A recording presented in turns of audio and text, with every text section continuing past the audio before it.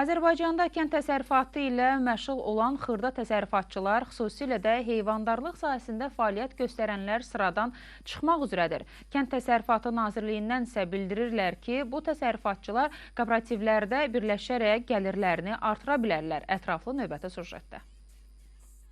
Bir neçə il öncə fermerlər tərəfindən heyvan bəsləmək kənd təsərrüfatının ən gəlirli sahələrindən biri sayılırdı. Ancaq indi bunun əksi baş verir.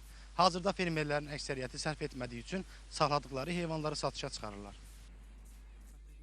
Yevlax rayonundan olan fermer Bakir Quliyev bildirir ki, hazırda bir baş inəyi saxlamaqdan ötürü 650-700 manat lazımdır. Bir inəkdən il ərzində bir bala alır. Onun da bəslənməsinə 250-300 manat xərcləyir. Gündə 4-5 litr süd əldə edir. 1 litr südü 20 qəpiyə satır. Bir sözlə, il ərzində bir inəkdən götürdüyü gəliri elə çəkdiyi xərcə bərabər olur.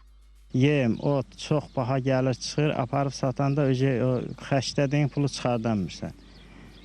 Nə də ki, onu yemləyib, o dərəcədə yemləyə bilmirsən ki, ondan süd, ət alasan, istəyənin kimi xeyir görə biləsən. Xırdaboynuzlu heyvan saxlayan İsmail Cəfərov da Bakir Quliyevlə həmfikirdir. O deyir ki, hazırda bir baş qoyunun orta satış qiyməti 100 manatdır. Elə bir baş qoyunun saxlanması üçün də il ərzində təxminən 90-100 manat vəsait xərcləyir. İlin bütün günlərini də həmin heyvanların saxlanmasına sərf edir. Buna görə də fermer düşünür ki, indi ayda 250-300 manat əmək haqqı verilən iş yeri onun üçün sərfəlidir, nəinki 50 və ya 100 baş qoyun saxlamaq.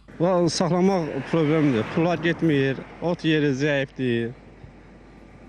Əl vermir saxlamağa.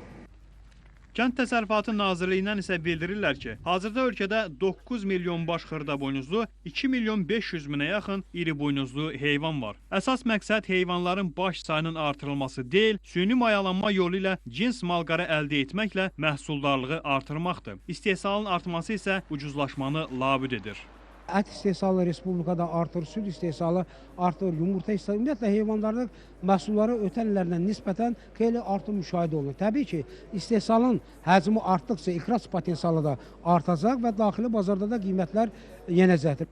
Nazirlikdən onu da deyirlər ki, yaxın gələcəkdə Azərbaycandan xaricə ətin ixrac olunması planlaşdırılır. Bununla bağlı Qətər dövləti və digər ölkələrlə danışıqlar aparılır. Nazirlik tərəfindən heyvandarlıqla və kənd təsərrüfatının digər sahələri ilə məşğul olan xırda təsərrüfatçılara tövsiyə olunur ki, onlar gördükləri işin bəhrəsini görmək üçün kooperativlərdə birləşsinlər. Bununla da onlar xərclərini azaldaraq gəlirlərini artıra bilərlər. Qabil Babayev, Aqil Məhərrəmov, Cahid Baxşəliyev, Yevlax, Bakı.